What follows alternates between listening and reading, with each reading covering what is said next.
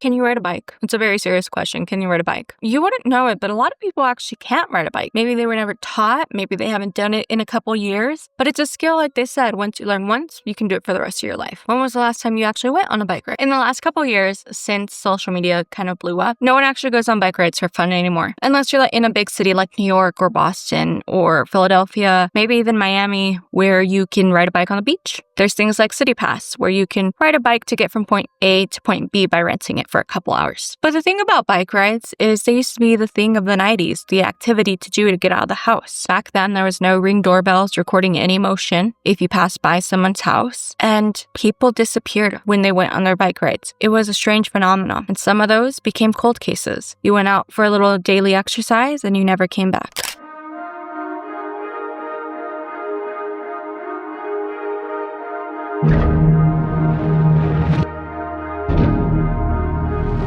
Hey, I'm Serenity and welcome back to Holiday Hometown Horror Week. Today we're joined by the dogs. Basically, I'm posting 5 different true crime videos every day leading up to New Year's, starting on December 26th all the way to December 30th to get us through that off week. Today is day 3. Today we're going to be discussing the case of Tara Calico, who disappeared when she went on a bike ride, and the case to this day is never been solved, but a couple of weird things happened along the way. And it's one of those cases where you kind of don't think it could happen today, because today, if you walk by any of your neighbor's house, if they have a Ring doorbell, you're on video, whether you consent to it or not. So before we begin, I want to give trigger warnings for mentions of murder, rape, assault, kidnapping, and disappearing. But if you believe you'd be unable to handle these topics, please stop watching, put yourself first, and I'll see you at a later date with a different video. If I get any information wrong, please kindly let me know down below. If one source says something but I can't verify it using another, I usually went with the most commonly reported detail of that report or left that detail out completely. Lastly, this video is an informational research study that I'm sharing for academic entertainment reasons only. I mean absolutely no harm to anyone mentioned, especially the victim and the victim's family. So grab a comfy blanket, a snack, a drink. I'm drinking mango matcha latte. Put on your winter cozies like me, and let's get into this video. On February 28th, 1969, in Belen, New Mexico, located just outside of Albuquerque, New Mexico, Patty Doyle and David Calico welcomed their daughter, Tara Lee Calico. From all accounts, Tara's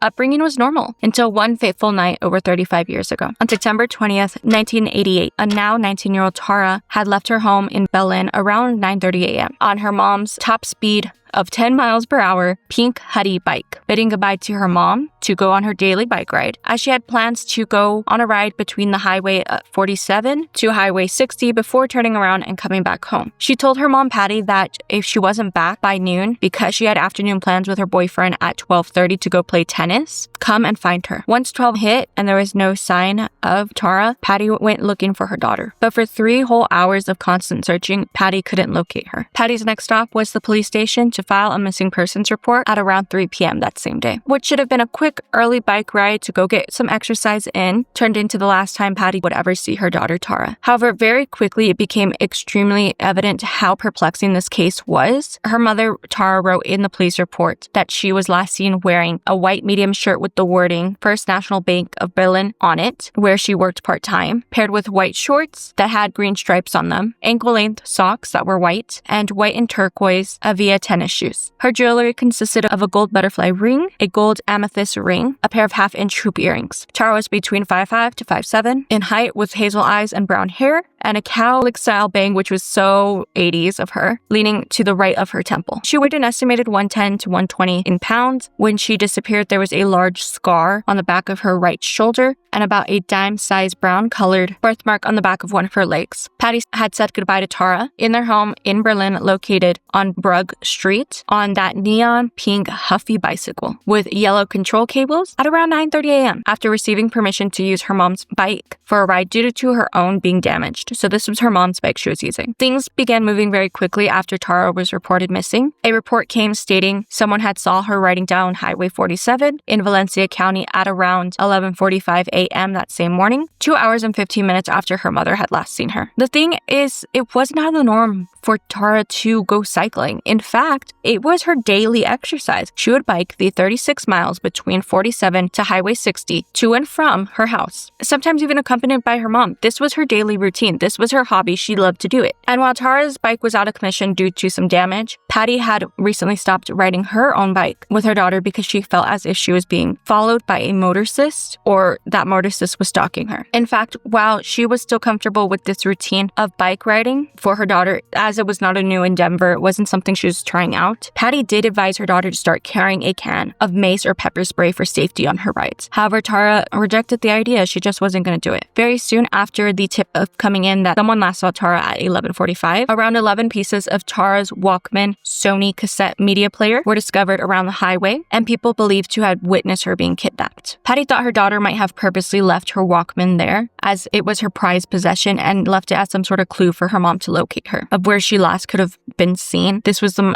marking place. This is where I last was before something happened. When news aired that Tara had gone missing, many people reported that they had seen her that day riding the pink bike, but the bicycle had never been located. No one actually witnessed in concrete the supposed abduction of Tara, besides multiple people stating that they had seen her that day, and other witnesses stating that they had seen a light-colored pickup truck, most likely a 1953 Ford truck with a camper shell hood on the back of it to cover the truck bed, following Tara closely on her bike. If this tip is true, Patty's feelings about being followed by a motorist would be true. Now, the case immediately went cold until June 15, 1989, when a Polaroid photo was discovered in the parking lot of a gas station all the way across the country in Port St. Joe, Florida, where an unidentified young woman and a young man were both laying down with their hands tied behind their back, black duct tape over their mouths, and looking at the camera laying across some pillows in the back of what looked like a covered truck or a covered car. The woman who located those loose Polaroid photos in a parking lot spot that held a white windowless Toyota before she went into the gas station. So she went in and she saw that as she was walking in, there was a white Toyota cargo van that had parked. And then when she walked out, she saw that the van was gone. And she noticed on the floor of where the van was parked these Polaroids. So she picked them up. And she claimed when she told police of this that the van was being driven by a mustached man who looked to be in his mid-30s. And she immediately alerted the police of these disturbing images that she found on the floor, because no matter who these two people in the photo were, it was obviously they were in a dire situation and they were in trouble, probably kidnapped. Police immediately hurried up to put roadblocks all across the city to locate this vehicle and interrogate it, but they never found it. Family friends who saw it on TV really thought that the woman in the photo had an uncanny resemblance to Tara, their missing family member. They contacted Patty, who met with the investigators in this Polaroid photo case and examined the physical copy herself in person. Patty looked at the photo and noticed that the woman had no makeup on, and in the month's time since she had last seen her daughter in person, she believed the person in the photo was Tara. Now, what it made her think that the photo woman was actually Tara is that there was a mark on the lady's leg that looked just like the scar that Tara had received in that same exact leg from a car accident a couple years prior. The police in Florida then sent the Polaroid photo to Scotland Yard, the Metropolitan Police in England, to examine the photo and figure out exactly when it was taken using data in the photo. They came to the conclusion that the woman in the photo could be Tara Calico, but for a second opinion, they actually sent the photo to Santa Fe, New Mexico, Los Alamos National Laboratory for analysis. The ANL is just one of 16 research centers and development laboratories in the United States Department of Energy. And they disagreed that there was no way to actually know for certain if the girl in the photo was Tara. Then the photo was sent to the FBI to analyze, and they came to the conclusion that there was really no way to determine if it was or wasn't her. They were inconclusive. And for the final stop, the Polaroid photo was sent to the official Polaroid company headquarters to analyze the film that the photo was printed on, and they came to the conclusion that the film had to be printed after May of 1988, because that is when the film became public on the market. That's when the film was released. So if the lady in the photo in fact was Tara, that would be proof of life that she was alive until at least, the very least, May of 1988, when the photo film was released. Interestingly, that the boy in the photo actually also was believed to be from New Mexico, who had gone missing in April of 1988 during a camping trip named Michael Henley. His parents also met with investigators just like Patty did to see the photo in person and were convinced that it was Michael. But sadly, it probably is unlikely that the boy in the photo was Michael Henley, because just 2 years later, his body would be found in in June 1990 in the Zuni Mountains, around 7 miles away from where he first went missing from his family's campsite during a trip, while Michael's remains were actually only located 75 miles away from where Tara disappeared. However, the running theory of police was that Michael had maybe wandered off from his family campsite and had passed away from exposure to natural elements. Originally, the Polaroid photo was broadcasted nationwide on American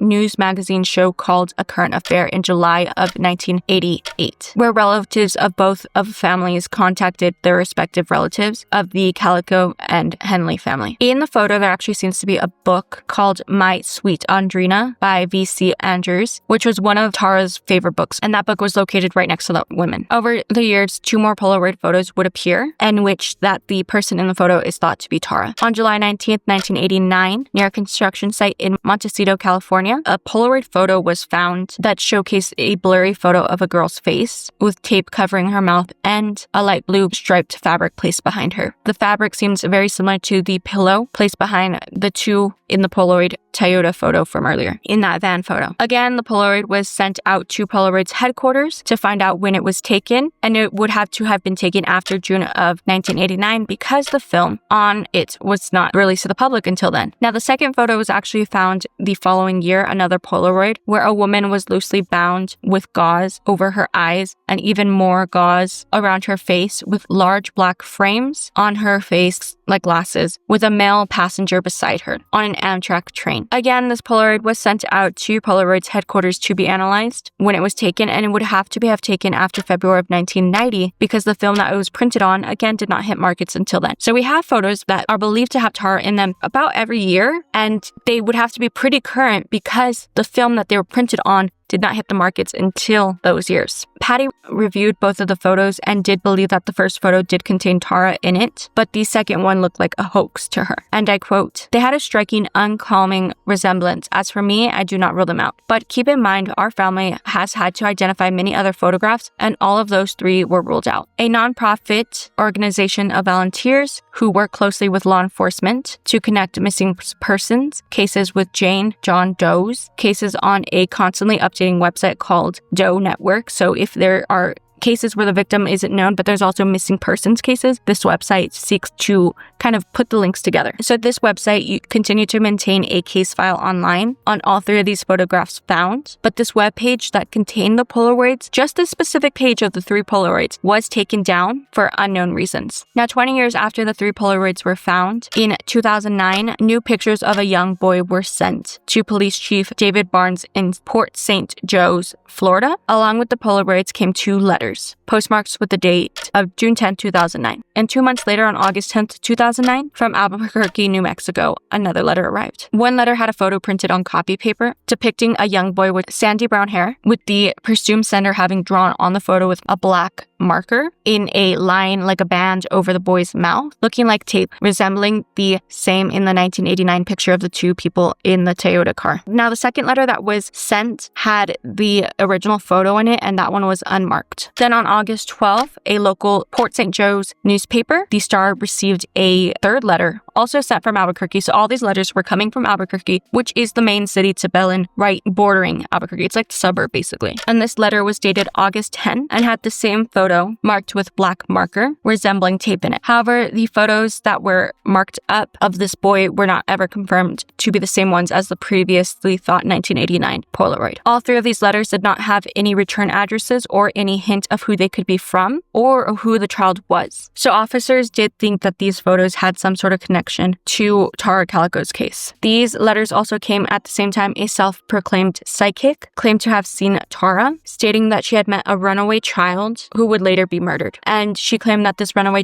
young girl was working at a strip club for money. However, that same psychic told the police that this girl was soon murdered, and that she, ever since the girl had passed away, that the psychic had reoccurring nightmares of the runaway that she had met was actually Tara, and her body was buried in California somewhere. So officers Officers began canvassing that area, but the searches led nowhere. And the photos from the 3 letters that were handed over to the FBI to analyze for fingerprints and possible DNA evidence that may have been left on the envelopes. However, nothing came of it, sadly. There was no fingerprints, nothing. Back in late August of 1993, Tara's family had received a tip from a sincere and concerned woman who claimed to have heard the sound of someone digging near them just the day after Tara had initial disappearance, around 7 miles south of Belen. Investigators began to conduct evacuations in that area using backhoes, but nothing ever came of it, sadly. In 1998, Tara Calico was officially declared dead by a judge ruling her as a homicide. A year before the 3 letters arrived in 2008, the Valencia County Sheriff, Rene Riviera, claimed that he had received some critical information in the case, that it was actually 2 teenagers who were driving a truck when they accidentally hit Tara, and they panicked, turning to kill her to hide the evidence instead of admitting that they crashed into her. The sheriff claimed that both the boys had personally knew Tara, and they decided to drive right up behind her in the truck, and in some sort of horrific accident followed that ended in her getting hit, and then decided to end her life in order to cover up the accident. They claim that Tara's disappearance was actually a murder covering up a crime of reckless driving, and Sheriff Riviera even went as far as to claim that he knew exactly who these 2 young men were, but without a body to prove it, he couldn't make an arrest in this case. He also never chose to release the evidence that had led him to this conclusion and was the critical break in this case, like he stated. Tara's mother, Patty, had also remarried a man named John Doyle prior to Tara going missing, but this was Tara's stepdad. And when John had learned of this information by the sheriff about his comments, the sheriff never told them directly about knowing who caused his stepdaughter's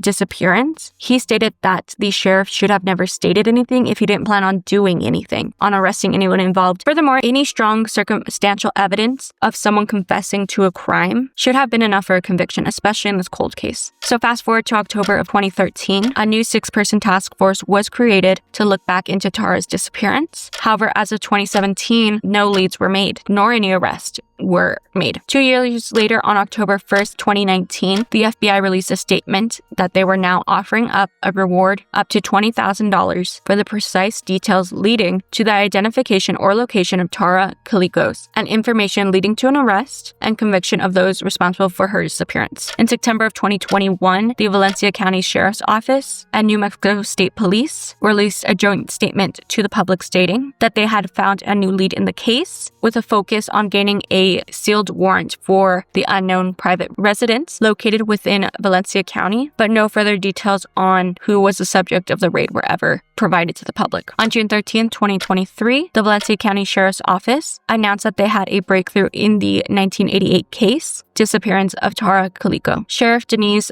Vigil and other officers spoke at a press conference addressing Tara's case, stating, and I quote, "At this time, law enforcement believes there is significant evidence to submit the investigation to the District Attorney's Office for review of potential changes. Currently, the identities and specifics of the persons of interest are sealed by the court and will remain so until a court ordered otherwise. Over the years, there has been very few breaks in the case, but it doesn't mean it ever stays far from people's minds, especially people in Belen. Tara's disappearance had always received extensive coverage, especially nationwide, appearing on shows such as Current Affair, Unsolved Mysteries, The Oprah Winfrey Show, 48 Hours, and America's Most Wanted. On November 2nd, 2002, Tara's father, David J. Calico, sadly passed away after being mugged and beaten by 2 men in Albuquerque, New Mexico, and he died due to his injuries at age 64. Then, 4 years later, on May 11, 2006, Tara's mother, Patty Doyle, passed away from health complications after a series of strokes in Port Charlotte, Florida. So her parents passed away before ever finding out what happened to Tara. So let's go back to that handpicked team. The Valencia County Sheriff's Lieutenant Joseph Rowland is a part of that team, stating to the public, "It's never been locked up, put away. She's never been forgotten. You start going back from day one and even slightly before her disappearance. For 35 years, we have the advantage in hindsight now to look at this case. The case evidence for Tara's disappearance has always been stored neatly in some binders with every single police interview written down, lead, and more than a dozen persons of interest categorized by if they were involved. Lieutenant Rowland viewed the information in this case and said there was only about a 20-minute gap gap from the last eyewitness seeing Tara to when Patty went to go look for her daughter. The witnesses who had came forward to say that they had seen Tara on her bike said that they also noticed that she was being followed closely by a light-colored 1950s style Ford truck with New Mexico plates and that camper shell. The original eyewitness, Baron Freeman, stated during his interviews, and I quote, "Once I passed her, that's when I first focused my eyes on the so-called escort vehicle, and that's when the hair stood up on the back of my neck. I said, wait a minute, this doesn't look good." Eyewitnesses were able to put together a sketch of the alleged driver. It was a man in his late 30s to 40s in 1988, a white male or a very light-skinned man with reddish or brownish hair, but the driver in that vehicle have never been located. Over the years, detectives have explored multiple different avenues of what may have happened, and one of them was that Tara could have been a victim of the Elephant View toy box killer, David Parker Ray. I do have a video on this case from about 4 years ago. It's like one of the first cases I ever talked about. It's extremely disturbing, but basically, the theory was that the Ray family's ranch was not very far from where Tara initially disappeared, and David Parker Ray kind of resembled the sketch of the truck driver, but Lieutenant Rowland claimed that the theory was investigated by the FBI and he was ruled out as not being involved. He also claimed that they know most of the victims in that case already. And I quote, "There was no entry in his ledger in having been involved in her abduction." Another investigator named Flores stated, "Multiple of the original investigative reports have been misplaced over the years, including evidence that other cases may have been intersected, that Tara may have not been the victim of just one person and it could have been like a victim of a serial killer." One of these investigations included a drug trafficking ring that Detective Flores was part of, and he thought Tara's disappearance may have been related to a local motel called the Rio Committee's Motel. Officer Flores claimed that they had located a car with a suitcase with telephone wiring with someone who must have been tied up using that wiring, but he left the department a few years later with this mysterious evidence never really connecting to anything. And I quote, "I asked the detective about the suitcase they had found. He said, 'Oh, I destroyed it.' We might have been able to do some forensic on what we found in that suitcase." Years later, he claims that what they did with that suitcase and the evidence it could have contained still haunts him to this day, because he wonders if that motel drug ring could have been tied to Tara's disappearance in some way, especially because it wasn't that far from the last sighting of where Tara was thought to be seen. And I quote, "There was never a cover-up, because as long as I was involved in the case, there was not going to be a cover. You're talking about a young lady that had a family. They care for her. No, there was no cover-up. There was a lot of rumors, yes, but we were determined to find out." Now, Lieutenant Rowland, on the other hand, stated that he can't definitely state that he knows exactly what happened back in the 80s, but he thinks the truth to Tara's disappearance is a lot closer to home than we realize. It was probably someone still part of that community. And I quote, "We as investigators believe we have an answer. We believe we know that what occurred and who's responsible. We still don't know. There's no public knowledge if an arrest has been made. It's been a couple years now. So if you have any information on this case, please remember the FBI still has that $20,000 reward for precise details leading to the arrest and identification of the location of Tara Lee Calico, and for information leading to the conviction of those responsible for her disappearance." And that is all the information I have on this case. This is one I think hopefully can get solved, and it's really disheartening to know that her parents died. I don't know if her stepdad is still alive, but her parents died before ever finding out. And it's one of those cases I think about, like, I wonder if this could happen today, because Ring doorbells and dashboard cams and surveillance cameras on every place may have seen where she was. It's a case hopefully we can solve one day, but let me know your thoughts and opinions on this case down below. Don't forget to like, comment, and subscribe if you haven't already. If there is an update, I will make a second follow-up video. We still have 2 more holiday hometown horror videos to get through, so I will see you tomorrow. Love you, mean it, kisses, don't think stupid, and I'll see you next time. Bye!